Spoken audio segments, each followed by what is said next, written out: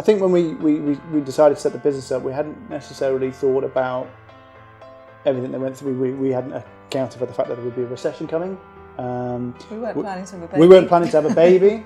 It all happened at once. So we came away from living a lovely lifestyle where we could go to the beach every weekend in Sydney and being a young free couple to coming home, moving in with my in-laws to be, getting married and the stresses that go along with getting that all organised, or not for my case because I was so busy working. The arguments that go along with that, organising a wedding, to buying a property, to buying a car, to moving in, to the recession striking, and to realising that you were about to become a parent with a new business, a fledgling business with a recession about to strike, which was the first one we'd have experienced, and then knowing you've got to provide for this new little person.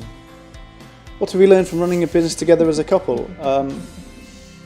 Probably not the wisest idea, if I'm being honest with you. There are pros and cons. Yeah. You know, the pro is you are in it together, and there is solidarity. There is solidarity, and in times where it has been very stressful, as I say, that when we were advised to liquidate, we sat in a room, we pulled it together, and you know, there was no arguing, and there was no, so we've got to sort this out, we're in it together, it's everything. However, you know, I know particularly when I've been on maternity leave, and it's still, there's been a huge amount of responsibility that's fallen to Simon. It's our only income stream, and there's no diversity, and there's no maternity pay, and there's no health insurance, and there's no pension. It is everything, you know. But, Yep.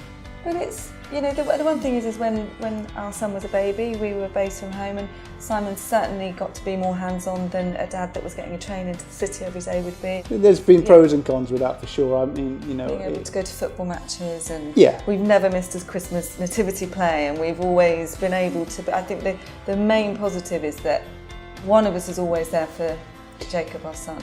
it is. On the flip side, a lot of the time, you know, from a mental state, I can, certainly I've not always been completely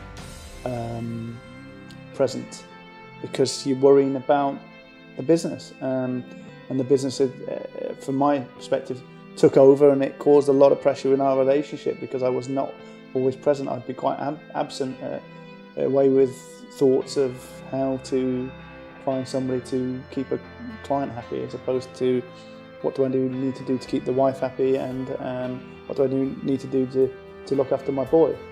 So yeah, it's pros and cons.